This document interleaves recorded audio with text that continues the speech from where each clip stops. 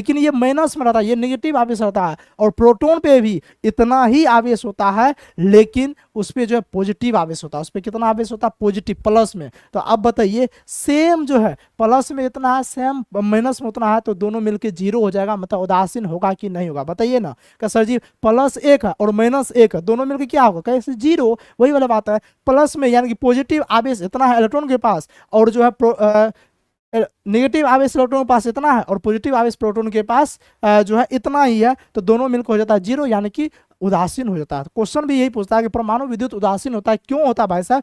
क्योंकि कुल इलेक्ट्रॉन कुल प्रोटॉन के बराबर होता है। बिल्कुल सही है, ठीक है। हाँ, जो कुल इलेक्ट्रॉन पे जितना आवेश है उतना ही आवेश प्रोटॉन पे आवेश होता है, तो दोनों का आवेश बराबर होता है, इलेक्ट्रॉन और प्रोटॉन का आवेश बराबर होता है, इसलिए परमाणु क्या होता है? उदासीन होता है। तो ऑप्शन ए राइट आंसर हो जाएगा। नेक्स्ट क्वेश्चन की ओर आगे बढ़ जाए। कैसा जी नेक्स्ट क्वेश्चन क्या कहता है उसको देखते हैं। कहता है विद्युत आवेश का ऐसा मात्रक क्या? ये क्वेश्चन सबसे बन जाना चाहिए, इतना आसान क्वेश्चन है ना, हमको लगता है कि हर एक से बन जाना। जिससे क्वेश्चन नहीं बना है मतलब आप समझ जाइए कि आप साइंस एमसीक्यू सीरीज नहीं देख रहे हैं।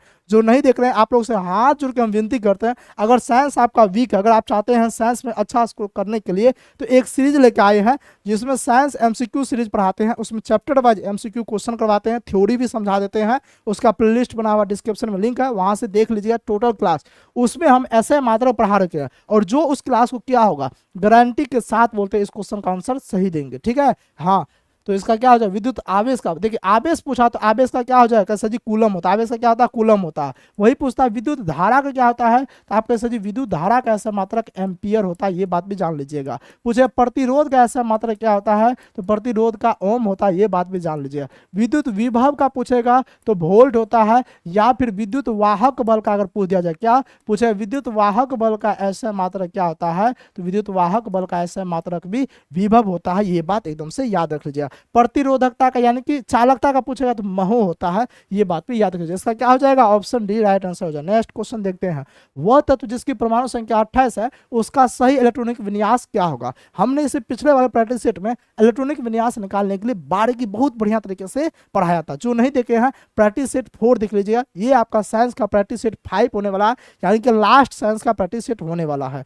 मैंने आपको बोला था जीके का 5 प्रैक्टिस सेट करवाऊंगा, 5 प्रैक्टिस सेट जीके करवा दिया। बोले साइंस का 5 प्रैक्टिस सेट करवाएंगे, ये आपका साइंस का 5वां प्रैक्टिस सेट है, जो कि ये भी हो जाएगा। बोले रीजनिंग का 5 प्रैक्टिस सेट करवाएंगे, रीजनिंग का 2 प्रैक्टिस सेट करवाया है, 3 बाकी है, तो इसके बाद 3 प्रैक्टिस सेट करवा देंगे रीजनिंग का, तो वो भी खत्म हो जाएगा। फिर हिंदी करवाएंगे, और भी सारा प्रैक्टिस सेट करवाएंगे, फिर मिक्सेलेनियस करवाएंगे। इसलिए जो इस चैनल पे पहली बार है, चैनल को सब्सक्राइब जरूर कर लीजिएगा, और सेशन अच्छा लगा सेशन को लाइक जरूर कर दीजिएगा, ठीक है क्या जी सर जी। तो देखिए परमाणु संख्या कितना है, 28 है। चलिए 28 किसका आता है, अगर आपको याद नहीं है कोई दिक्कत नहीं है। हम बोले तो इलेक्ट्रॉनिक विन्यास निकालना है ना, तो वो जो निकाला जाता है वो परमाणु कक्षा का आधार पर निकाला। परमाणु कक्षा ऐसे निकलता है 2, 8, 18 जो है ना 32, इस टाइप से जो है निकाला जाता है, ठीक है क्या जी सर जी। और जोड़ के पुराना होता है, हमको 28 पुराना होता है। तो सबसे पहले हम क्या लिखेंगे 2, उसके बाद 8, देखिए 28 पूरा गया, 8 तो 10 हो रहा है, अभी 28 नहीं पूरा। उसके बाद 18 लिखेंगे, तो उसके बाद देखिए 28 पूरा क्या, 8 तो 10, 18 28, हाँ 28 तो पूरा गया। यानी कि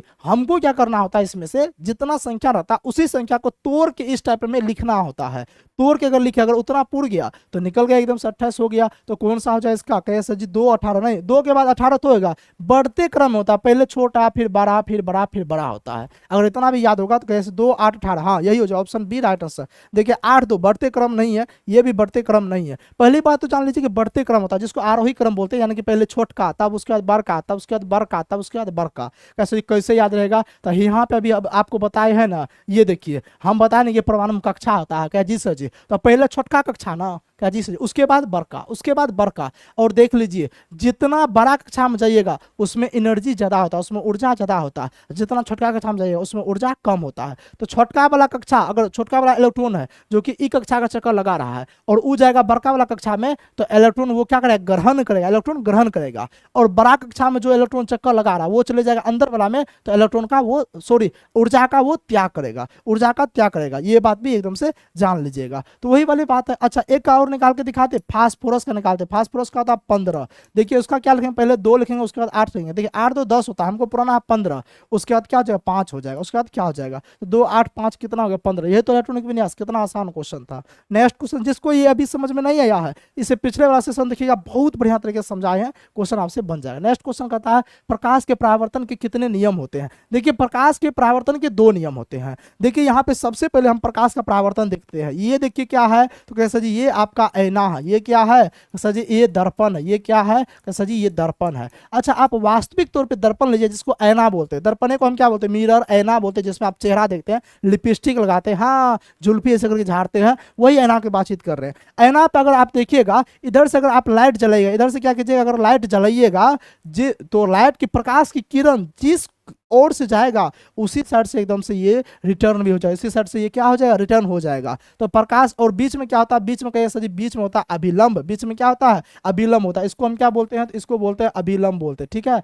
हाँ ये बात जान लीजिएगा। इसको क्या बोलते हैं, इसको बोलते हैं आपतित किरण। क्या बोलते हैं कैसा जी, आपतित किरण बोलते हैं, क्योंकि ये किरण तो आता है, आने वाली किरण को आपतित किरण बोलते हैं। और इसको बोलते हैं परावर्तित किरण। क्या बोलते हैं, परावर्तित किरण बोलते हैं, यानी कि जाने वाली किरण को हम परावर्तित किरण बोलते हैं, परावर्तन होने के बाद जाने वाले किरण को परावर्तित किरण बोलते हैं। क्या जी सर जी। अब यहाँ पे देखिए एक कोण यहाँ पे बन रहा है कि नहीं बन रहा, अरे कोण बन रहा है। क्या जी सर जी, आपतन कोण इसको बोलते हैं। इसको क्या बोलते हैं, इसको बोलते हैं आपतन कोण। और एक कोण इधर बन रहा है, इसको कौन सा बोलते हैं, परावर्तन कोण बोलते हैं। इसको क्या बोलते हैं, परावर्तन कोण बोलते हैं। तो परावर्तन के कितने नियम है, 2 नियम है। और परावर्तन के 2 नियम क्या क्या है, एक नियम कहता है कि आपतित किरण, परावर्तित किरण और अभिलंब तीनों एक ही तल में होगा।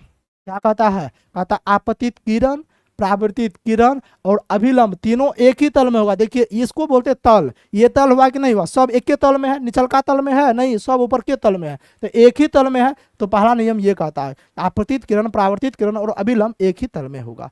दूसरा नियम क्या कहता है, तो दूसरा नियम ये बात कहता है कि आपतन कोण और परावर्तन कोण बराबर होते हैं। आपतन कोण और परावर्तन कोण बराबर होते हैं, ठीक है।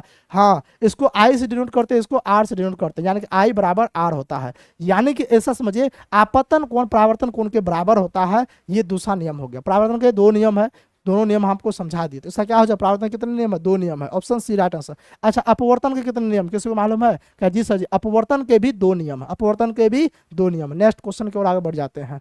डायनेमो में होता है, देखिए डायनेमो का काम क्या होता है, यांत्रिक ऊर्जा को विद्युत ऊर्जा में बदलना या फिर विद्युत ऊर्जा को यांत्रिक ऊर्जा में बदलना, न्यूटन प्रति वर्ग मीटर, न्यूटन वर्ग मीटर। अरे ये तो होगा ही नहीं। डायनेमो समझते किसको बोलते हैं, जनरेटर, देखे जनरेटर, हाँ शादी में गाना नहीं सुने हैं, तो शादी में हम जो है जनरेटर का लाइन काट देंगे, वो वाला गाना सुने हैं, वही वाला बात है। हाँ, बेवफा के शादी में नहीं, क्या जी सर जी। तो वहाँ पे जनरेटर आप देखते होंगे, तो जनरेटर होता है, जनरेटर का काम क्या होता है, उसमें हैंडल घुमाते हैं, टेल धारते हैं, हैंडल घुमाते हैं, स्टार्ट मारते हैं। जनरेटर क्या करता है, ऐसे ऐसे घुमाना शुरू करता है। उसके पीछे में लगा होगा एक डायनेमो, क्या लगा होगा, डायनेमो लगा होगा, और डायनेमो में जनरेटर लगा होगा। अब डायनेमो क्या करता है, डायनेमो को घुमाना शुरू करता है, ऐसे ऐसे घुमाना शुरू करता है, यानी कि उसको हम यांत्रिक ऊर्जा देते हैं। यांत्रिक ऊर्जा जो शरीर बड़ी या मशीन से हम उसको घुमा दे, उसको बोलते हैं यांत्रिक ऊर्जा। तो उसको हम क्या करते हैं, यांत्रिक ऊर्जा देते हैं, और मोटर घूम घूम के क्या करता है, लाइन देता है, क्या देता है, विद्युत हमको प्रोवाइड करता है। वही लाइन से ना हम एक दोस्तों सब कुछ जलता है, हाँ क्या जी सर जी, डीजे उजे बजता है, क्या जी सर जी। तो वो जो है लाइन प्रभावित करता है। तो डायनेमो क्या करता है, यांत्रिक ऊर्जा को विद्युत ऊर्जा में बदलता है। कैसे जी, बल्ब क्या करता है, तो बल्ब जो है विद्युत ऊर्जा को प्रकाश ऊर्जा में बदलता है। क्योंकि बल्ब हम विद्युत डालते हैं,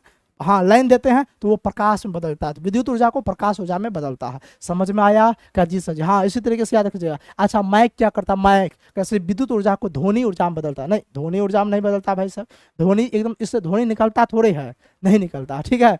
हाँ, साउंड को हम बोल सकते हैं, हाँ साउंड को बोल सकते हैं कि यानी कि विद्युत ऊर्जा को ध्वनि ऊर्जा में कन्वर्ट करता है, यानी कि उसमें विद्युत डालते हैं और वो ध्वनि में कन्वर्ट करता है। तो यानी कि डायनेमो क्या करता है, यांत्रिक ऊर्जा को विद्युत ऊर्जा में बदलता है। ऑप्शन ए राइट आंसर हो जाएगा। नेक्स्ट क्वेश्चन की ओर आगे बढ़ते हैं। नेक्स्ट क्वेश्चन क्या कहता है, एक गाड़ी का ओडोमीटर क्या नापता है। देखिए ओडोमीटर आप लोग देखे होंगे, कैसे कहाँ पे, मोटरसाइकिल देखे हैं क्या जी सर, बाइक तो चलाए एकदम से स्टार्ट, ऐसे आगे हम देखे ऐसे ऐसे गोल रहेगा, उसमें जो है ना ऐसे ऐसे करके जो है ना ऐसे ऐसे दिया रहेगा 90 किलोमीटर 95 किलोमीटर इतना, और यहाँ पे स्पीड दिखाएगा। यहाँ पे क्या दिखाएगा, एगो में तो तेल दिखाएगा कितना तेल बचल है, एगो में क्या दिखाएगा, स्पीड दिखाएगा आपका जो है ना गाड़ी कितना किलोमीटर चला है, कितना किलोमीटर स्पीड से चल रहा है, नहीं उसी को बोलते हैं ओडोमीटर। तो ओडोमीटर क्या दिखाता है, तो गाड़ी द्वारा तय की गई दूरी को, गाड़ी कितना दूरी तय किया वही तो आपको दिखाता है। अभी इतना गाड़ी चलल है, ये बढ़िया गाड़ी है, ये बहुत चल गया, ये बढ़िया गाड़ी नहीं है, तो ऐसे आप लोग देखते हैं उसको ओडोमीटर ही नापता है। Option A right answer. Next question देखते हैं, मानव नेत्र में किस प्रकार का लेंस पाया, मानव का नेत्र होता है और मानव के नेत्र में जो है ना उत्तल लेंस होता है। कौन सा लेंस होता है, उत्तल लेंस होता है। ऑप्शन ए राइट आंसर हो जाएगा। नेक्स्ट क्वेश्चन की ओर आगे बढ़ जाते हैं, जब एथेनॉल सोडियम के साथ क्रिया करता है तो निम्नलिखित में से कौन सी गैस निकलती है, फटाफट से आप लोग कमेंट कीजिए। देखिए देखिए थोड़ा सा केमिस्ट्री का जो है ना, हाँ एक दो रिएक्शन पूछता है। देखिए जैसे कि फिजिक्स में कुछ न्यूमेरिकल पूछता है, उसी तरीके से केमिस्ट्री में क्या करता है, एक दो जो है ना केमिस्ट्री में क्या करता है, एक दो रिएक्शन पूछता है, तो वो भी बताना बहुत ही जरूरी होता है। तो देखिए एथेनॉल, एथेनॉल का सूत्र क्या होता है, किसी को मालूम है, एथेनॉल का सूत्र क्या होता है, कैसे C2 क्या होता है, कैसे C2H5OH, ये एथेनॉल का सूत्र, ये क्या है, कैसे जी एथेनॉल है, एथेनॉल है, ठीक है, एथेनॉल का ये सूत्र होता है, ठीक है। कैसे सर जी, इसमें क्या करेंगे, कहता है किसके साथ अभिक्रिया करता है, सोडियम के साथ। सोडियम का सूत्र क्या होता है, Na, सोडियम का क्या होता है Na, इसलिए बोले तो याद करने के लिए, सोडियम का क्या होता है Na। अगर इसके साथ ये अभिक्रिया, ये एथेनॉल का सूत्र है, ये सोडियम अगर इसके साथ अभिक्रिया करता है तो ये क्या बनाता है, तो ये बनाएगा C2 बनाता है, और उसके बाद H जो है ना,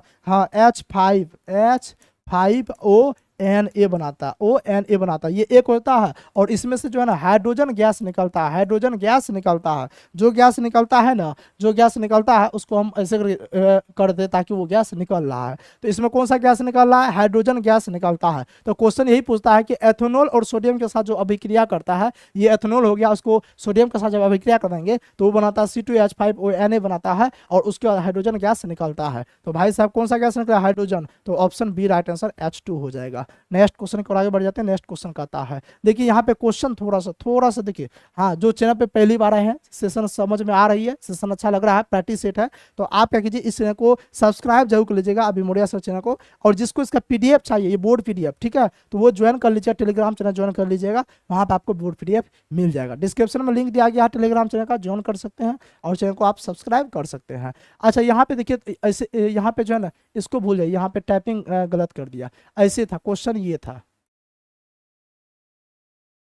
देखिए ये क्या है, पहले समझाते हैं, पहले ये समझिए, ये क्या है, कैसा जी, सोडियम। ये क्या है, सोडियम। सोडियम का जो है, सोडियम का परमाणु संख्या कितना होता है, किसी को मालूम है? मालूम है किसी को? कह जी सर जी, सोडियम का परमाणु संख्या 11 होता है, आप याद करवाए सर जी, हमको याद है। हाँ, अगर याद होगा तो बन रहा होगा। सोडियम का परमाणु संख्या 11 होता है। तो परमाणु संख्या को हम नीचे वाला इस कोना में लिखते हैं। परमाणु संख्या कहाँ पे लिखते हैं? नीचे वाला इस कोना पे लिखते हैं। इसको क्या लिखते हैं? कैसे जी, परमाणु संख्या। क्या लिखते हैं? परमाणु संख्या। ये क्या है? परमाणु संख्या। बहुत बढ़िया। अच्छा, परमाणु द्रव्यमान को जो लिखते हैं उसको इसी के ऊपर वाले को नाम लिखते हैं, इसी को ऊपर वाले को नाम लिखते हैं। ये क्या है? कैसे जी, ये है परमाणु द्रव्यमान। क्या है? कैसे जी, परमाणु द्रव्यमान है। तो सोडियम का परमाणु द्रव्यमान कितना होता है? 23 होता है। अच्छा, कैसे जाने कि 23 होता है? हम आपको ट्रिक बताते हैं। जिसका परमाणु संख्या विषम में रहेगा उसको क्या करना है? दोगुना करके एक जोड़ देना है। तो देखिए, इसका परमाणु संख्या 11 है, तो इसका द्रव्यमान कितना? 11 दूनी 22 और एक जोड़ी कितना हुआ? 23 हो गया। तो यानी कि सोडियम का परमाणु द्रव्यमान कितना होता है? 23 होता है। तो सबसे पहला ये सीखिए कि परमाणु संख्या कहाँ लिखते हैं? इस कोना में। और परमाणु द्रव्यमान कहाँ लिखते हैं? तो परमाणु द्रव्यमान लिखते हैं इस कोना के ऊपर में लिखते हैं। द्रव्यमान बड़ा होता है इसलिए जो है ऊपर में लिखते हैं, और परमाणु संख्या नीचे में होता है, इसको लिखते हैं। इतना समझ में आया? आया बोलिए ना। उसके बाद आगे समझाएंगे। इस टाइप से क्वेश्चन पूछा है और आगे भी पूछेगा, इसलिए समझा रहे हैं। तो ये है परमाणु संख्या, ये है परमाणु द्रव्यमान। तो हम, अच्छा, हम आपको सिर्फ इतना लिख के दे देंगे और कहेंगे बताओ तो सोडियम का परमाणु संख्या कितना होता है? क्या सर जी, दिख रहा, हमको दिख रहा है 11 होता है। कितना होता है? 11 होता है। तो परमाणु संख्या कितना हुआ? सर जी 11 हुआ। बहुत बढ़िया। देखिए, जितना परमाणु संख्या होता है उतना ही प्रोटॉन होता है, उतना ही क्या होता है? प्रोटॉन होता है। किसी भी तत्व का जितना परमाणु संख्या होता है उतना ही प्रोटॉन होता है, क्योंकि वास्तविक तौर पे परमाणु संख्या जो है ना वो प्रोटॉन की ही संख्या होती है। ये भी क्वेश्चन पूछ सकता है। वास्तविक तौर पे जो परमाणु की संख्या होती है वो प्रोटॉन की ही संख्या होता है। जैसे कि ये परमाणु हो गया, तो हम बोले थे बीच में होता है P+N होता है। तो जितना प्रोटॉन होगा जिस परमाणु में, उस परमाणु का परमाणु संख्या भी उतना ही होता है। जैसे कि सोडियम का परमाणु संख्या 11 है, तो हम कहेंगे सोडियम में 11 गो प्रोटॉन है। क्या गो प्रोटॉन है? 11 गो प्रोटॉन है। तो प्रोटॉन की संख्या इसमें कितनी होगी? ऐसे प्रोटॉन की संख्या हो जाएगी 11। प्रोटॉन की संख्या कितना होगा? कैसे प्रोटॉन का संख्या 11 हो जाएगा। नहीं हो जाएगा क्या जी सर? जितना परमाणु संख्या उतना प्रोटॉन की संख्या, क्योंकि वास्तविक तौर पर प्रोटॉन की संख्या ही परमाणु संख्या कहलाती है। ये बात जान लीजिएगा। अब देखिए, अब द्रव्यमान भी मालूम है। अब देखिए, अब कहेगा आपको न्यूट्रॉन निकालने के लिए। क्या? न्यूट्रॉन या न्यूटन। अरे न्यूटन नहीं होता है, प्रोटॉन प्लस न्यूट्रॉन होता है ना। क्या जी सर जी? एक होता है प्रोटॉन, न्यूट्रॉन, इलेक्ट्रॉन होता है, तो प्रोटॉन प्लस न्यूट्रॉन होता है ना। क्या जी सर जी? क्या न्यूट्रॉन निकालने के लिए इसमें न्यूट्रॉन की संख्या कितनी है? तो न्यूट्रॉन की संख्या निकालने का जो रूल होता है वो होता है परमाणु द्रव्यमान माइनस परमाणु संख्या। तो न्यूट्रॉन बराबर क्या होगा यहाँ पे? अच्छा, हिंदी में लिख दे। क्या जी सर? लिख दीजिए ताकि समझ में आ जाएगा। हाँ, न्यूट्रॉन, ठीक है। हाँ, न्यूट्रॉन। न्यूट्रॉन की संख्या अगर कहेगा निकालने के लिए न्यूट्रॉन की संख्या, तो न्यूट्रॉन की संख्या क्या होता है? तो परमाणु द्रव्यमान, परमाणु द्रव्यमान माइनस परमाणु संख्या। क्या होता है? परमाणु संख्या होता है। तो हमको ये बात बताइए, तो परमाणु द्रव्यमान इसका कितना है? पूछेगा सोडियम में कितना न्यूट्रॉन होता है, तो कैसे सोडियम का परमाणु द्रव्यमान कितना है? कैसे सोडियम का जो परमाणु द्रव्यमान है ना वो है कितना? कैसे जी? 23 है। कितना है परमाणु द्रव्यमान? कितना सोडियम का परमाणु द्रव्यमान? तो कैसे जी परमाणु द्रव्यमान है? परमाणु द्रव्यमान 23 है। बहुत बढ़िया। अच्छा, परमाणु संख्या कितना है? कैसे? परमाणु संख्या 11 है। तो 23 में से 11 जाएगा तो कितना होगा? 3 में से गया 2, 2 में से गया 1, तो 12। तो पूछेगा आपसे कि सोडियम में न्यूट्रॉन की संख्या कितनी होती है? तो 12 होती है। कितनी होती है? 12 होता है। सीखिए इसको, अभी क्वेश्चन पूछेगा, क्वेश्चन पूछा ले तभी बनेगा, इसको नहीं सीखेगा नहीं बनेगा। तो अगर मान के चलिए, अच्छा एक क्वेश्चन और, समझ गए? समझे कि नहीं समझे? अरे न्यूट्रॉन की संख्या निकालने का फॉर्मूला होता है परमाणु द्रव्यमान। जो परमाणु द्रव्यमान है बड़का में से माइनस छोटका, यानी परमाणु संख्या को घटा देंगे। तो 23 में से 11 घटाई तो 12 हो गया। 12 क्या हो गया? न्यूट्रॉन हो गया। समझ में आ गया? क्या जी सर? समझ में बढ़िया से आया? क्या जी सर जी? अच्छा, पूछे इलेक्ट्रॉन कितना है बाबू? तब बोलो तो इलेक्ट्रॉन। तो जितना प्रोटॉन होता है ना उतने इलेक्ट्रॉन होता है। जितना प्रोटॉन उतना इलेक्ट्रॉन। अभी आपको हम नहीं समझाए थे कि प्रोटॉन पे आवेश जितना प्लस में माइनस में प्रोटॉन पे आवेश जितना प्लस में रहता है उतना ही आवेश इलेक्ट्रॉन पे माइनस में रहता है, और जितना प्रोटॉन उतना ही इलेक्ट्रॉन बराबर रहता है। तब ना जाकर के आवेश क्या हो गया, तो जीरो, तो परमाणु उदासीन होता है, परमाणु उदासीन होता है। तब ना बोले थे, कहे जी सर जी, तो इसका मतलब जितना प्रोटॉन उतना इलेक्ट्रॉन। तो पूछा इलेक्ट्रॉन की संख्या कितनी है, तो आप कहे सर जी इलेक्ट्रॉन की संख्या बराबर क्या हो जाएगा, सर जी प्रोटॉन 11 है तो इलेक्ट्रॉन भी 11 है, बात बिल्कुल खत्म। तो हम कहेंगे बताओ इसमें प्रोटॉन की संख्या 11, पूछेंगे इलेक्ट्रॉन, इलेक्ट्रॉन 11, न्यूट्रॉन 12। समझ में आ गया क्या जी सर जी। देखिए क्वेश्चन ऐसे भी पूछ सकता है, कैसे सुनिएगा, क्वेश्चन आपको सीधे दे देगा, क्या जानते हैं, क्लोरीन। अच्छा नहीं दिख रहा है क्या, नहीं दिख रहा है तो टेंशन नहीं लेने का, मेरे रहते टेंशन लेना है, बिल्कुल नहीं लेना है। पूछा क्लोरीन, तो क्लोरीन का दे देगा, ओनली क्लोरीन दे देगा। क्वेश्चन दिया क्लोरीन और पूछ दिया इसमें से हमको इसका परमाणु संख्या बताइए। क्या सा क्वेश्चन पूछेगा, पूछेगा परमाणु संख्या क्या होता है, पहला क्वेश्चन। ठीक है, जो ये सब का कमेंट में आंसर दे दीजिएगा, अभी जितना क्वेश्चन दे रहे हैं समझ जाए, बढ़िया से समझे हैं और एकदम से परमाणु संख्या पूछ देगा। उसके बाद पूछ देगा परमाणु द्रव्यमान कितना होता है।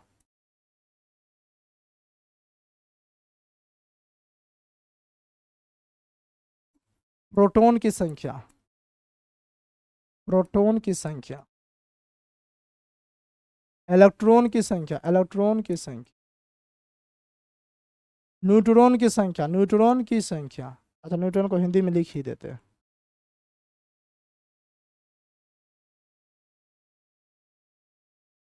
न्यूट्रॉन की संख्या, संयोजकता,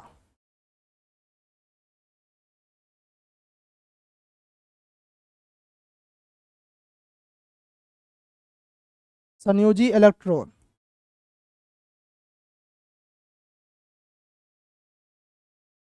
बताइए तो, इतना अगर सारा कुछ अगर आप कमेंट सेक्शन में बता रहे हैं, ठीक है, बनाइए और बता दीजिएगा, तो हम समझ जाएंगे आपको केमिस्ट्री बहुत ही बढ़िया तरीके से समझ में आ गया, मतलब ये वाला कंसेप्ट एकदम बढ़िया तरीके से समझ में आ गया। अब हम इसको सोल्व करते एक एक करके। देखिए क्लोरीन जैसे ही यहाँ पे लिखा तो मेरे दिमाग में आ गया, क्लोरीन का परमाणु संख्या 17 होता है, ये हमको याद है, और परमाणु संख्या को हम इस कोना में लिखते हैं, बहुत बढ़िया। तो परमाणु संख्या कितना हो जाएगा, तो परमाणु संख्या हो जाएगा 17। ठीक है, परमाणु संख्या कितना हो जाएगा, तो आप कैसे जी परमाणु संख्या हो जाएगा 17। ठीक है, पहला क्वेश्चन का आंसर ये हो गया।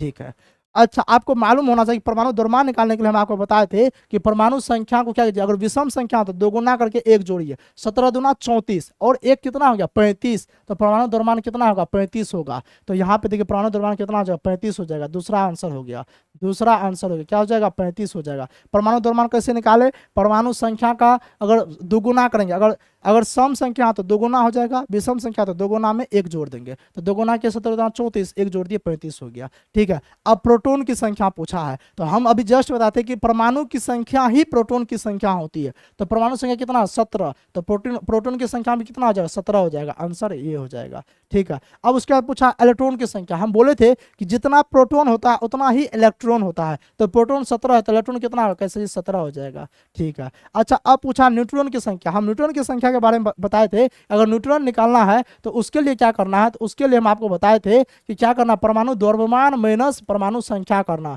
तो परमाणु द्रव्यमान 35 है, इसमें से 17 माइनस करेंगे कितना होगा 18, तो न्यूट्रॉन की संख्या कितना होगा जी 18 हो जाएगा, नहीं हो जाएगा, परमाणु द्रव्यमान में से परमाणु संख्या को घटाना है तो न्यूट्रॉन की संख्या निकल जाएगा। कहिए जी सर जी। अच्छा हम बोले थे संयोजकता, संयोजकता कितना हो जाएगा, तो संयोजकता निकालने के लिए जो है ना क्लोरीन का जो है 17 होता है, 17 होता है कि नहीं, तो कहिए इसका संयोजकता निकालने के लिए इलेक्ट्रॉनिक विन्यास निकालेंगे, इलेक्ट्रॉनिक विन्यास होता है 2 8 7 होता है, नहीं होता 8 2 10 7 17 होता है। ठीक है, और संयोजकता निकालने के लिए हम बोले थे अगर बाहरी कक्षा में 5 6 7 8 रहे तो 8 में से माइनस करते हैं, तो 8 माइनस 7 करेंगे तो कितना होगा 1 होगा, इसकी संयोजकता कितनी होगा 1 होगा, इसका आंसर कितना होगा 1 होगा, बहुत बढ़िया। अच्छा संयोजी इलेक्ट्रॉन, हम बोले थे कि बाहरी कक्षा में जितना इलेक्ट्रॉन होता है वो संयोजी इलेक्ट्रॉन ही कहलाता है, तो इसका संयोजी इलेक्ट्रॉन कितना हो जाएगा, कैसे बाहरी कक्षा में 7 है तो 7 संयोजी इलेक्ट्रॉन हो जाएगा, नहीं हो जाएगा। अच्छा आपसे क्वेश्चन और पूछ दिया जाए कोर इलेक्ट्रॉन, क्या पूछ दिया जाएगा कि कोर इलेक्ट्रॉन कितना है ये बात बताइए, तो हम क्या बोल रहे थे कि बाहरी कक्षा में जितना होता है उसको छोड़ के अंदर वाला जो होता है वो कोर इलेक्ट्रॉन कहलाता है, तो अंदर में कितना 8 2 10, तो कोर इलेक्ट्रॉन की संख्या कितना हो गया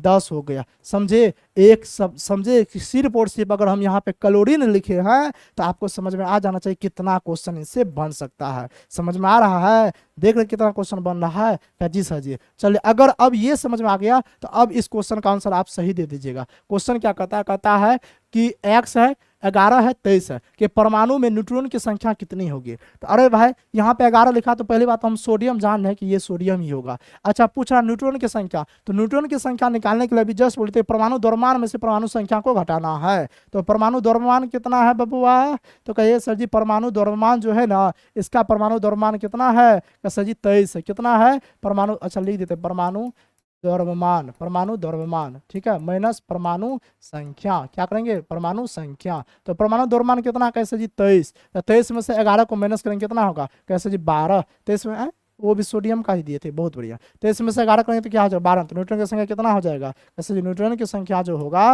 वो हो जाएगा कितना 12 हो जाएगा। Option C is the right answer. समझे, इस टाइप से ये क्वेश्चन पूछा हुआ था, पीवाईक्यू क्वेश्चन था। हमको लगा कि इस टाइप का क्वेश्चन आगे भी रिपीट हो सकता है, इसलिए मैंने ये पूरे फंडा ही समझा दिया कि इलेक्ट्रॉन प्रोटॉन परमाणु संख्या सब निकालने के लिए समझा दिए। ठीक है, समझ में आया कि नहीं आया, क्या जी सर बढ़िया समझ में आ गया। ठीक है, देखिए इसमें और डिटेल से जाइएगा तो कभी कभी इस पे प्लस या माइनस देता, तब पूछता है इलेक्ट्रॉन निकालने के लिए। ठीक है, तो प्लस या माइनस रहेगा तो इलेक्ट्रॉन अलग हो जाता, समझे, बता दे, छोड़ दीजिए, उस एमसीक्यू सीरीज बताएंगे तो वहां पे बता देंगे। नेक्स्ट क्वेश्चन की ओर देखते हैं। कहता श्वेत प्रकाश जब प्रिज्म से होकर गुजरता है तो जो रंग सबसे अधिक विचलित होता है वह कौन सा है, वह रंग कौन सा है। अच्छा श्वेत प्रकाश मतलब आप क्या समझ में आता है, श्वेत का मतलब क्या, सफेद प्रकाश, उजला नहीं, श्वेत प्रकाश का मतलब होता है सूरज का प्रकाश। श्वेत प्रकाश का मतलब क्या होता है, तो आप कहिए सर जी श्वेत प्रकाश का मतलब होता है सूरज का प्रकाश। क्या होता है,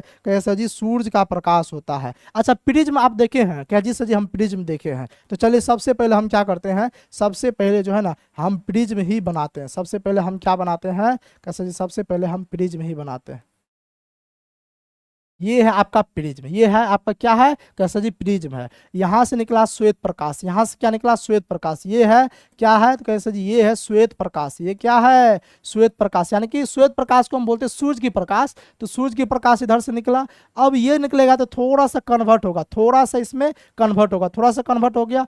उसके बाद जो है ना ये जो है ना उसके बाद ये 7 रंग में कन्वर्ट होगा। कितना रंग में कन्वर्ट होगा, कैसा जी ये 7 रंग में कन्वर्ट होने वाला है। तो चलिए हम यहाँ पे पेन से ही कन्वर्ट करते हैं। सबसे पहले रेड, अच्छा एक मिनट, सबसे पहले क्या होगा थोड़ा सा विचलित होगा जो कि रेड कलर होगा, थोड़ा सा विचलित क्या होगा जो कि रेड कलर होगा। उसके बाद कौन सा कलर आ जाएगा, उसके बाद आएगा ऑरेंज। ऑरेंज कौन सा ले ले, यही ले ले, ये तो येलो है, अच्छा ये है ऑरेंज, ये है ऑरेंज। ठीक है, उसके बाद ये आ जाएगा ऑरेंज कलर आ जाएगा, कौन सा आ जाएगा, उसके बाद ऑरेंज कलर, उसके बाद आएगा येलो कलर, उसके बाद कौन सा आएगा, उसके बाद भाई साहब येलो कलर में बढ़ जाएगा, उसके बाद कौन सा कलर में बढ़ जाएगा, कैसा जी येलो कलर। उसके बाद कहिएगा सर जी उसके बाद ग्रीन, तो ग्रीन कौन सा, यही ना है ग्रीन, हाँ। उसके बाद जो है उसके बाद ग्रीन कलर में बढ़ जाए, उसके बाद कौन सा कलर, कैसे जी ग्रीन कलर। ग्रीन कलर के बाद जो है ब्लू कलर, कौन सा ब्लू, हाँ। उसके बाद जो है ब्लू कलर, ब्लू कलर में बढ़ जाएगा। इसके बाद उसके बाद इंडिगो कलर में बढ़ जाएगा। इंडिगो कलर कैसा होता है वो,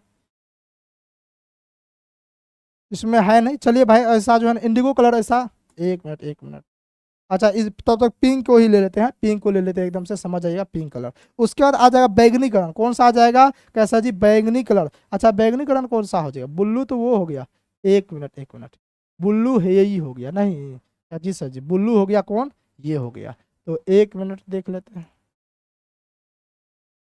ये हो गया आपका ब्लू कलर। ठीक है, उसके बाद इंडिगो कलर इसको मान लीजिए, ठीक है कहिए जी सर जी। उसके बाद ले लीजिए बैगनी कलर, उसके बाद कौन सा हो गया, उसके बाद बैगनी कलर हो गया। उसके बाद बैगनी कलर, ये कितने रंग में बटा, यहाँ पे हम लिख देते हैं, यहाँ पे हम क्या करते हैं, यहाँ पे हम एकदम से लिख देते हैं कौन कौन सा कलर में। ये कौन सा रेड है, उसके बाद ये ऑरेंज है, उसके बाद ये येलो है, उसके बाद ये ग्रीन है, उसके बाद ये कौन सा है, कैसे जी ब्लू कलर है। ठीक है, blue colour, GREEN green, YELLO yellow, ORANG orange, RED red. ठीक है, उसके बाद इंडिगो कलर। ठीक है,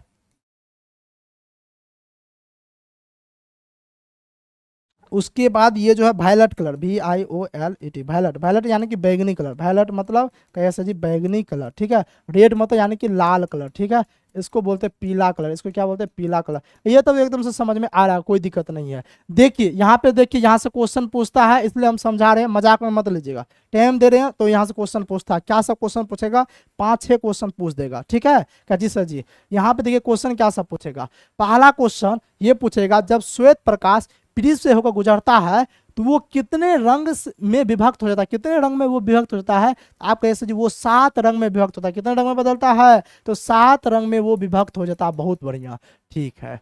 अब देखिए पूछेगा सबसे जो रंग सबसे अधिक विचलित है, कौन सा रंग सबसे अधिक विचलित होता है? तो आप देखिएगा ऐसे आया, सबसे अधिक विचलित जो हुआ है ना यही हुआ है, ये हुआ है। कौन? बैगनी कलर सबसे अधिक विचलित हुआ, क्योंकि देखिए बैगनी कलर जो है ना ऐसे आया, ऐसे झुक गया, पूरे झुका। विचलित करने का मतलब क्या था? जो ज्यादा झुका है, जो ज्यादा झुका है। तो सबसे अधिक विचलित कौन हुआ? बैगनी कलर सबसे अधिक विचलित हुआ। यही क्वेश्चन पूछा जा रहा था, ऑप्शन बी राइट आंसर हो जाएगा।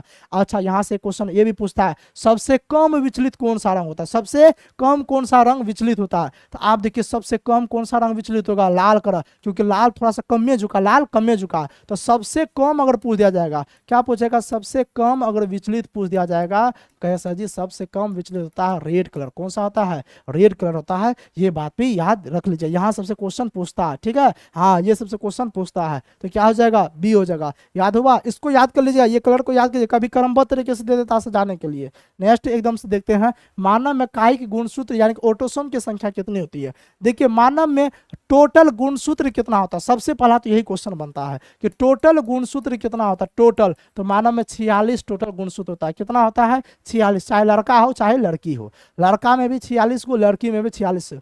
जिसको 46 गुणसूत्र नहीं है वो लड़का नहीं है, या तो वो लड़की नहीं है, फिर वो अलग हो जाता है, नहीं हो जाता है। हाँ, जिसका आप लोग नाम सुने, ट्रांसजेंडर का नाम सुने हैं, हाँ वही ट्रांसजेंडर हो जाता है, जिसको 46 को नहीं रहता, ठीक है। हाँ, जिसको एको कम घट गया, एको घटा बढ़ा कुछ भी हुआ तो हाँ गड़बड़ा जाता है, ठीक है। अगर आप लड़का है, हाँ लड़का वाला फीलिंग्स आ रही है, लड़की वाला अगर फीलिंग्स आ रहा है तो मतलब आप लड़का लड़की है, ठीक है। क्या जी सर जी। तो टोटल कितने गुणसूत्र होता है मानव में? पूछेगा मानव में, मानव में गुणसूत्र, गुणसूत्र, गुणसूत्र समझ में आता है? क्रोमोजोम, क्रोमोजोम जिसको इंग्लिश में बोलते हैं गुणसूत्र। टोटल कितना होता है? 46 होता है। लेकिन ये जोड़ा में रहता है। ये कैसा रहता है? जोड़ा में रहेगा, सब जब जोड़ा में रहता है। आप जोड़ा खोजते हैं, ये जोड़ा नहीं खोजेगा, ये भी जोड़ा में रहेगा।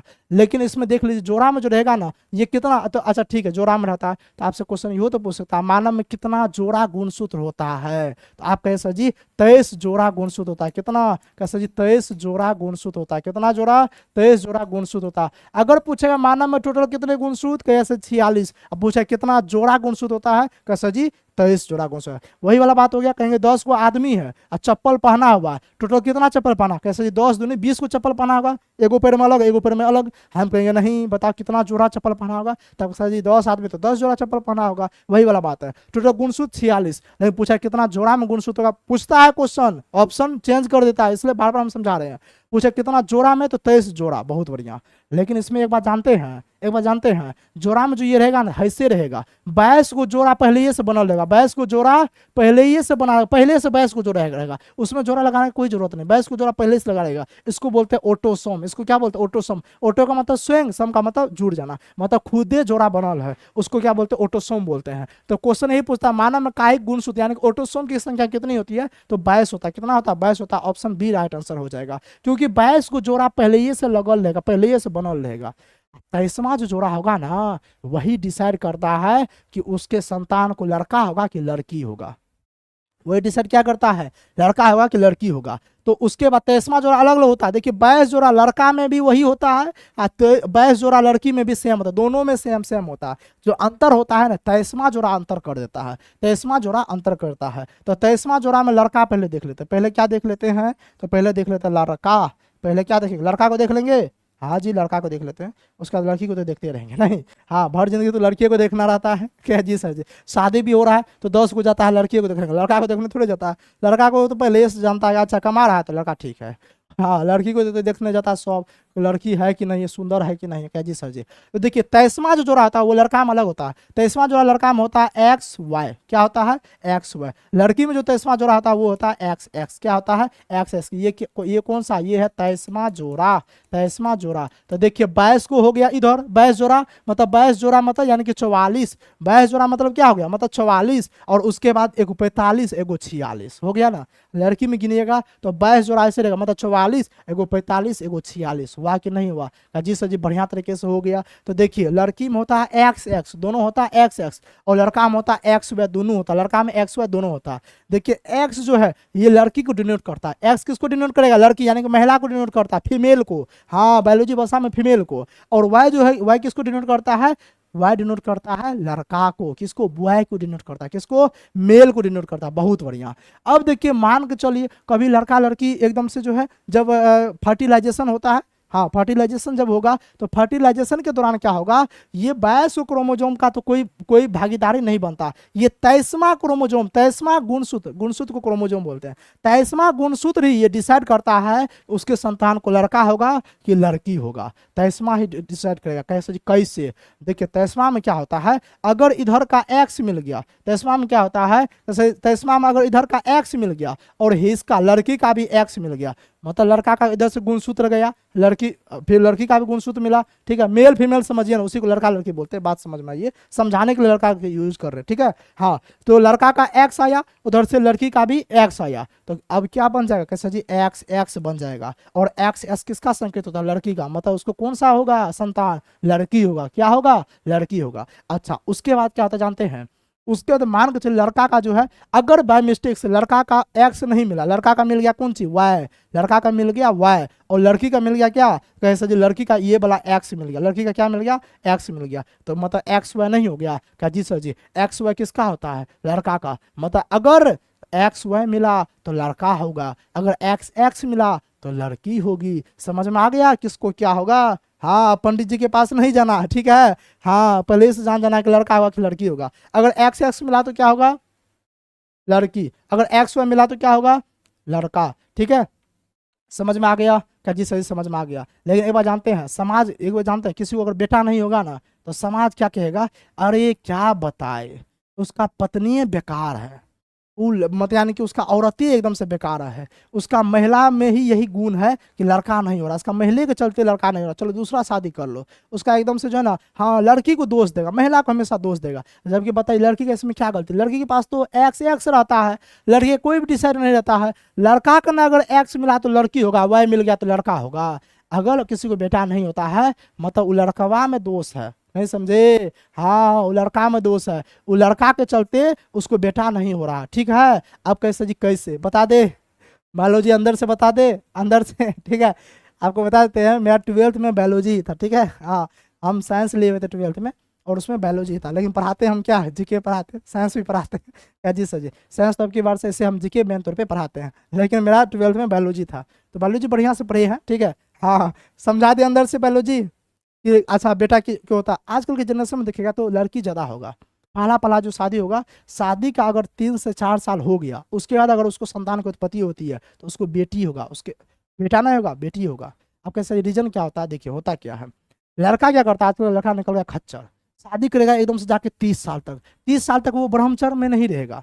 30 साल तक अगर वो ब्रह्मचर्य में रह गया तब तो ठीक है, कोई दिक्कत नहीं, लेकिन वो ब्रह्मचर्य में रहता ही नहीं है। वो क्या करेगा? 30 साल तक एकदम से अपना जो है ना ये एक्स वाई को निकालते रहेगा, एक्स वाई निकालता है। इसमें होता है क्या है? वाई खत्म हो जाता है। इसमें होता है क्या है? और ज़्यादा जितना उसको बहाइएगा उसमें वाई खत्म हो जाता है। वाई खत्म हो गया तो उसके बाद 30 साल में किए शादी, अब आया इधर से भाई बीबी, अब भाई साहब बीबी आया, तो अब बताइए आपके पास वाई नाम का चीज़ें नहीं रहा, वाई को तो आप पहले से ख़त्म कर दिए हैं, तो अब मिलेगा आपका क्या? एक्स मिलेगा। और उधर का इसके पास तो एक्स ही एक्स रहता है, वाई तो रहता नहीं है, तो आपके पास वाई खत्म कर दिए, वाई था तो वाई को खत्म कर दिए पहले, ये है थोड़ा बहुत है तो एकदम से ज़्यादातर एक्स है, तो अब एक्स मिल गया, एक्स न मिलेगा, एक्स एक्स मिला तो हो रहा है बेटी, बेटी पे बेटी हो रहा। अब बोल रहा है कि नहीं हमारा बीबी गड़बड़ है, तो बीबी में गड़बड़ी थोड़े है, अरे भाई तुम पहले ये गलती किया था इसलिए तुमको लड़की हो रहा है, ठीक है। हाँ हालांकि हम ये नहीं बोलते कि लड़की होना गलत बात है, सही है, लेकिन 2-3 से ज़्यादा ठीक नहीं लगता, एक लड़का एक लड़की बेस्ट होता है, ठीक है। हाँ तो एकदम से जो है ना लड़की एकदम सोना, यही रीज़न होता है कि आजकल जो है ना, हाँ जो ऐसे युवा रहते हैं उसको जो है पहले लड़की होना शुरू होता है।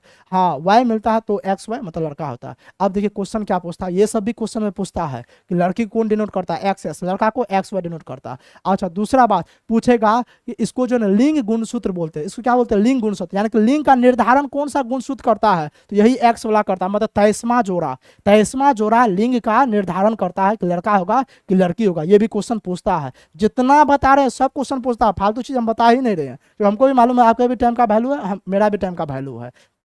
तो 23वां जोड़ा लड़का या लड़की को डिनोट करता है और 23वां जोड़ा जो है ये एक्स वाई होता है। तो ये क्वेश्चन समझ में आया, आ गया क्या जी सर जी। चलिए हम नेक्स्ट एक क्वेश्चन पूछते हैं, अगर उसका जवाब दे दीजिएगा तो हम समझ में आ जाएगा कि आपको बढ़िया तरीके से समझ में आ गया क्वेश्चन। क्वेश्चन कहता है मनुष्य में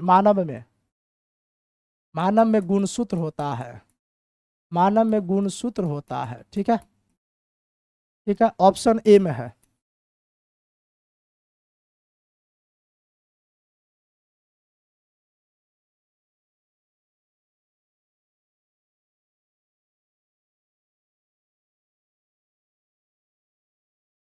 ऑप्शन सी में है, ठीक है, ऑप्शन डी में है।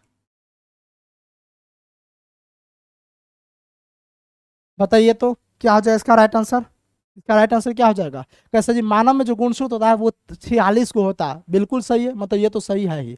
अच्छा 44 प्लस एक्स वाई, 44 को हम क्या बोले थे, 22 को जोड़ा जो रहता है ऑटोसोम वाला, हाँ, उसके बाद एक्स वाई रहेगा किस में, लड़का में, या फिर 44 plus x x, x x किसके में रहेगा, लड़की में। तो यानी कि हम मानव लिखे हैं ना, अगर लड़का रहता तब अलग क्वेश्चन होता, तो मानव लिखे है ना, तो मानव में 44 प्लस एक्स वाई या 44 प्लस एक्स एक्स ऐसे भी ऑप्शन में रहेगा, तो ठीक लगा देना क्या जी सर जी। उसके बाद जो है 23 जोड़ा, हाँ 23 जोड़ा एकदम से रहता है, तो इनमें से सभी हो जाए, इसमें से इसका राइट आंसर क्या हो जाए, इनमें से सभी। समझ में आया, ऑप्शन में ऐसे करके चेंज करके देगा तो आपसे गलती नहीं होना चाहिए। चलिए नेक्स्ट क्वेश्चन को और देखते हैं। बल का ऐसे मात्रक केजी मीटर पर सेकेंड स्क्वायर है, इसे एक अन्य नाम से क्या जाना जाता है, ये हम कल वाला सेशन में समझा चुके थे। इसको हम क्या बोलते हैं कैसा जी, इसी को न्यूटन बोलते हैं, ऑप्शन सी राइट आंसर। इसको क्या बोलते हैं कैसा जी, इसको जो है ना हम न्यूटन बोलते हैं, इसको क्या बोलते हैं, न्यूटन ही बोलते हैं। भार का भी ऐसे मात्रक क्या होता है, तो भार का भी ऐसे मात्रक न्यूटन होता है। कार्य का पूछेगा, कार्य या ऊर्जा का ऐसा मात्रक तो जूल होता है। दाब का ऐसा मात्रक पास्कल होता है, और पूछेगा आवृत्ति का ऐसा मात्रक तो हर्ट्ज होता है। ये बात पे एकदम से याद रख लीजिएगा। नेक्स्ट क्वेश्चन की ओर आगे बढ़ जाते हैं। नाभिक के चारों ओर स्थित इलेक्ट्रॉन की कक्षा होती है, तो हम अभी क्या बताए थे कि एकदम से ये है बीच वाला नाभिक होता है जिसमें प्रोटॉन प्लस न्यूट्रॉन होता है, और इसके चारों ओर जो कक्षा होता है ये वृत्ताकार होता है। ये क्या होता है, वृत्ताकार होता है, तो ऑप्शन ए राइट आंसर हो जाएगा। क्या हो जाएगा, ऑप्शन ए राइट आंसर हो जाएगा, ठीक है। नेक्स्ट क्वेश्चन की ओर आगे बढ़ जाते हैं। नेक्स्ट क्वेश्चन कहता है नीचे दिया हुआ समीकरण किस प्रकार की अभिक्रिया करता है, ये आपसे क्वेश्चन पूछा गया है। देखिए अभिक्रिया थोड़ा सा जो है यहाँ पे आप वेट कर लीजिएगा कि अभिक्रिया से रिलेटेड यहाँ पे क्वेश्चन जो है ना, हाँ यहाँ पे कहता अभिक्रिया, यहाँ पे गलत लिखा हुआ है, यहाँ पे गलत अभिक्रिया लिखा हुआ है, यहाँ पे जो सही अभिक्रिया लिखा हुआ है वो हम आपको समझा देते हैं। इसके बाद से क्वेश्चन जो है ना आपका गलत नहीं हो पाएगा, उसके लिए टेंशन नहीं लीजिए, उसके लिए टेंशन नहीं लीजिए। सही अभिक्रिया क्या है इसमें थोड़ा बहुत देख लेते हैं, उसके बाद हम आपको बताते हैं, ठीक है क्या जी सही। तो यहाँ पे जो है हम यहाँ पे क्या देख लेते हैं, थोड़ा बहुत जो है आप यहाँ पे पहले देख लीजिए समीकरण। देखिए समीकरण आपका था PbNO3 होल 2 प्लस 2Ki, ठीक है। हाँ उसके बाद जो है समीकरण यहाँ पे बना था Pb, ठीक है, I2 प्लस 2KNO3, ठीक है। हाँ पूछा जा रहा है कि ये जो समीकरण है ये कौन सा समीकरण है, ठीक है। क्वेश्चन आपसे ये बात पूछा जा रहा है, इसको आप देखिए, इस समीकरण को देखिए और हमको ये बात बताइए कि ये समीकरण कौन सा है, ठीक है। फटाफट से जो है हमको आंसर बताइएगा तो ये कौन सा समीकरण, देखते किसका किसका सही आंसर आता है। तो आप देखते होंगे हम आपको समीकरण में एक फॉर्मूला बताए थे, लड़का लड़की वाला फॉर्मूला, यानी कि जो है देखिए दुनिया में सब चाहता है कि हम जोड़ा के रूप में रहे। लड़का है तो वो सोचती है कि हम जो है हम भी एकदम से जोड़ा के रूप में रहे, तो वो लड़की ढूंढने का प्रयास करता है हमेशा। हाँ जब सक्सेस होता है तो फिर लड़की ढूंढती है, शादी करता है। लड़की सोचता है कि हम भी जोड़ा के रूप में रहे, मतलब यानी कि हम भी जो है सिंगल नहीं रहे, हम भी डबल रहे। तो लड़की भी क्या करती है, जब सक्सेस होती है या फिर जो है जब एज हो जाता है तो वो भी शादी करती है, तो किससे, लड़का से शादी करता है, और वो भी एकदम से जोड़ा होता है। दुनिया में सब कुछ जोड़ा के रूप में बनना चाहता है, क्या जी सर जी। तो वहीं पर वही वाला फॉर्मूला हम आपको बताए थे, उसमें आपको क्या देखना, संयोजन अभिक्रिया में क्या होता है, संयोजन अभिक्रिया में दो को मिल करके नया पैदा करेगा, दो को मिल करके नया पैदा करेगा, जैसे कि CO2 प्लस H2, ठीक है, सॉरी, जैसे कि H2 plus O2, H2 plus O2, ये दो को मिला नहीं बना, तो ये दो को मिलकर क्या बनाता है, H2O बनाता है, H2O बनाता है यानी कि जल बनाता है। तो संयोजन में क्या होता है, संयोजन में दो गो जोड़ा मिलता है तो एगो जोड़ा बन जाता, नया बन जाता, नहीं बनेगा क्या, जैसे जी मान लीजिए ये लड़का ये लड़की है, तो लड़का लड़की एकदम से मिला तो एकदम से जो है नया कुछ बन गया, तो उसको हम बोलते हैं संयोजन बोलते हैं। अच्छा, वियोजन अभिक्रिया में क्या देखने को मिलेगा, आपको यही कुछ देखना होता है। वियोजन में क्या होता है, पहले ही से जो है वो एकदम से पहले से एकदम से हाँ जुटल लेगा। वियोजन को आप ऐसे उल्टा लिख सकते हैं, H2O जो है ना H2 प्लस O2 में कन्वर्ट हो गया। वियोजन में क्या होता है, पहले से वो जोड़ा में रहता है लेकिन बाद में उसका ब्रेकअप हो जाता है। इसमें क्या होता है, इसमें जो लड़का लड़की सिंगल रहती है और सिंगल रहता है, और सिंगल लड़का लड़की क्या होता है एकदम से जोड़ा बनाता है और डबल होता है। डबल हो गया तो आप समझिए ये संयोजन अभिक्रिया। संयोजन का मतलब क्या होता है, मिलना। हाँ, वियोजन का मतलब क्या होता है, अलग होना, ब्रेकअप होना। तो लड़का लड़की में जब ब्रेकअप होगा तो क्या होगा, एकदम से कैसे जी, जब भी ब्रेकअप होगा तो दोनों अलग अलग हो जाएगा। तो देखिए इसमें दोनों अलग अलग हो रहा है ना, तो ये हो गया वियोजन अभिक्रिया। और एक होता है विस्थापन अभिक्रिया। विस्थापन में क्या होगा, दो में से एगो जोड़ा में रहेगा एगो अलग रहेगा, एगो जोड़ा में रहेगा एगो अलग रहेगा। और द्विविस्थापन में क्या होगा जानते हैं, ये इसके जोड़ा के साथ उसके जोड़ा के साथ चल जाएगा। जैसे मैं यहाँ पे देखिए PbNO3 का होल 2, ये अकेला यहाँ पे है, ये दोनों जोड़ा में है, क्या जी सर जी। उसके बाद देखिए 2KI अपना अपना जोड़ा में है, क्या जी सर जी। दोनों अपना अपना, दो का मतलब दो ही होता है, तो दोनों अपना अपना जोड़ा में है। इधरों देखिए जोड़ा में, लेकिन हुआ क्या जानते हैं, दोनों में अगर गौर से दिखेगा तो इसमें देखिए PB जो है ना, PB चले गया है I के साथ।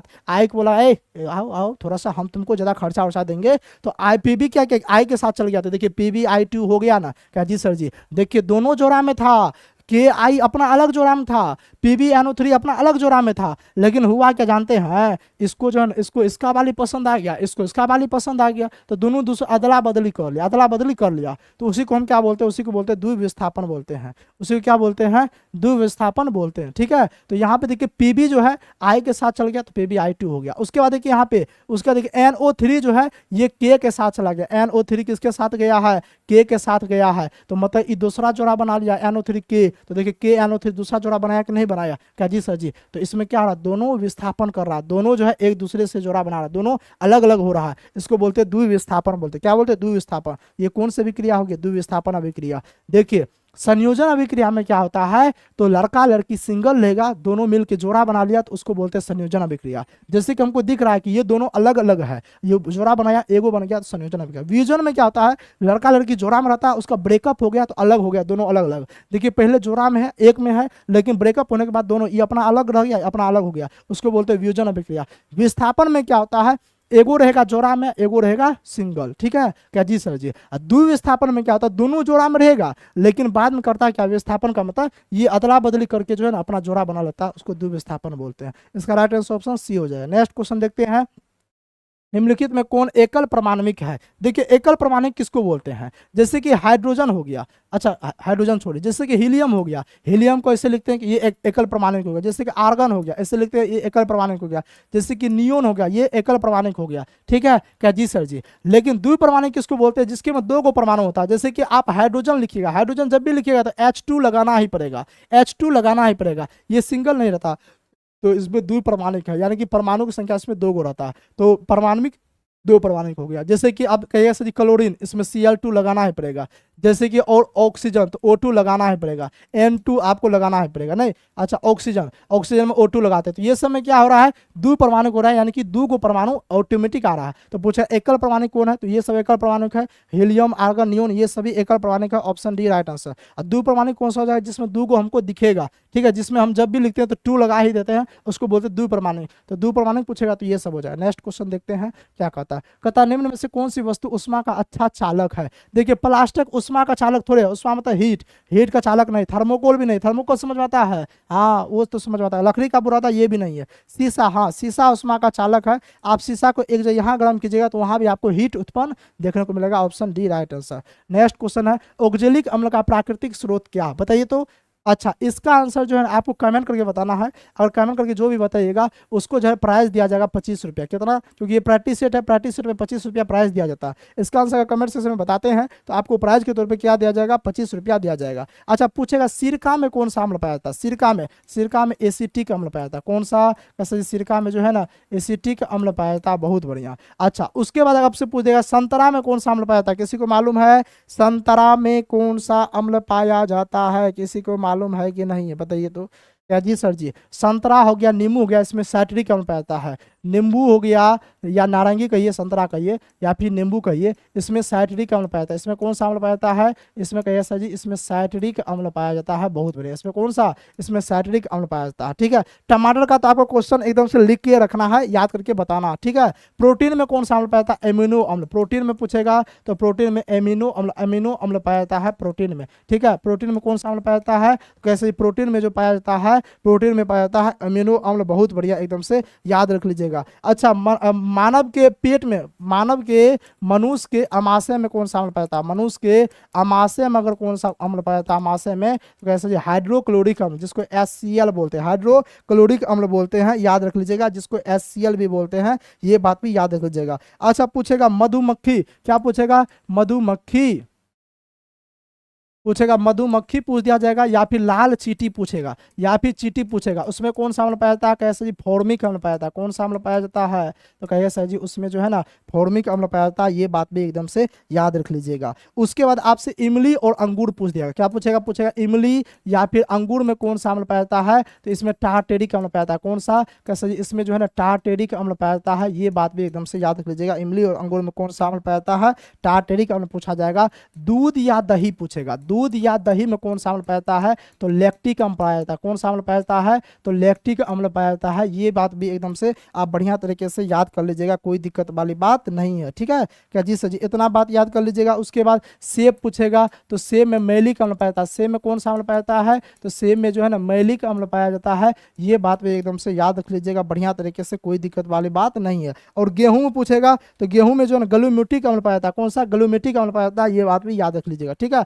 टमाटर में कौन सा अम्ल पाया जाता है? या फिर जो है इसका कमेंट करके बताइएगा। आलू में पाया जाता है कि क्या? उसमें कमेंट करके बताइएगा इसका। ठीक है। नेक्स्ट क्वेश्चन देखते हैं। किसी गतिमान वस्तु का जड़त्व किस पे निर्भर करता है? कल हम बताए थे जड़त्व जो होता है ना, उसको हम बोलते हैं न्यूटन को भी बोलते हैं जड़त्व, या फिर इसको केजी मीटर पर सेकेंड स्क्वायर जड़त्व होता है। तो इसमें केजी मीटर पर सेकेंड स्क्वायर आप देख रहे हैं, तो मीटर हो गया दूरी, केजी हो गया द्रव्यमान, यानी कि ये द्रव्यमान पे डिपेंड करेगा, नहीं करेगा क्या जी सर? जड़त्व किस पे डिपेंड करेगा? वस्तु के आकार पे नहीं, वस्तु के द्रव्यमान पे। हाँ, वस्तु के आकार, वस्तु के द्रव्यमान पे जड़त्व डिपेंड करता है। ऑप्शन बी राइट आंसर हो जाएगा। और आज का ये लास्ट क्वेश्चन रहा। ठीक है। अम्लराज क्या है? तो अम्लराज जो है ना, ये देखिए HNO3 और HCl, यानी कि हाइड्रोक्लोरिक अम्ल का जो है ये मिश्रण होता है। ठीक है। ये मिश्रण होता है, उसी को अम्लराज बोलते हैं। ये कितने के अनुपात में मिला होता है? 1:3 में मिला होता है, यानी कि 3 गो हाइड्रोक्लोरिक अम्ल और एगो जो है HNO3 मिलल होता है। ठीक है क्या जी सर जी? तो ये जो है अम्लराज क्या है? तो अम्ल जो है सांद्र HNO3 और HCl का मिश्रण होता है,